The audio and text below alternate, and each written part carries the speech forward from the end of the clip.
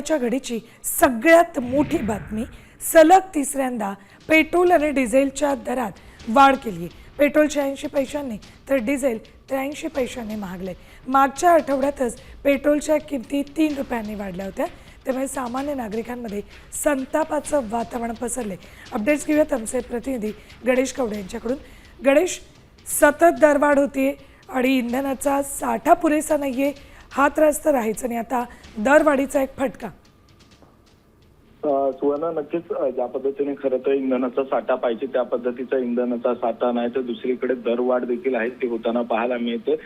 या अगोदरची दरवाढ असेल तर 3 रुपयांनी, आज पुन्हा एकदा 83 पैसे पेट्रोलची दरवाढ तर 86 पैसे डिझेलची दरवाढ आहे ती पुन्हा केलेली पाहायला मिळते। त्यामुळे मोठ्या प्रमाणामध्ये महागाई देखील आहे ते वाढताना पाहायला मिळते। कारण की कालच बघितलं असेल तर याचा फटका थेट भाजीपाला असेल, धान्य असेल, कडधान्य असेल, या सगळ्यांवर आहे तो पडताना पाहायला मिळतो। आणि त्याचमुळे अशाच पद्धतीचं जर पेट्रोल दरवाढ सुरू राहिली तर यामध्ये मोठ्या प्रमाणामध्ये महागाईला आहे ते सामोरं जावं लागणार असल्याचं सध्याचं चित्र पाहायला मिळते। त्याचबरोबर जो काही साठा आहे तो साठा देखील कमी असल्याचं सांगितलं जातं। त्यामुळेच आता सरकार नेमकं यावर काय उपाययोजना आखते हे देखील पाहणं गरजेचं आहे। ठीक, धन्यवाद गणेश संपूर्ण माहितीसाठी।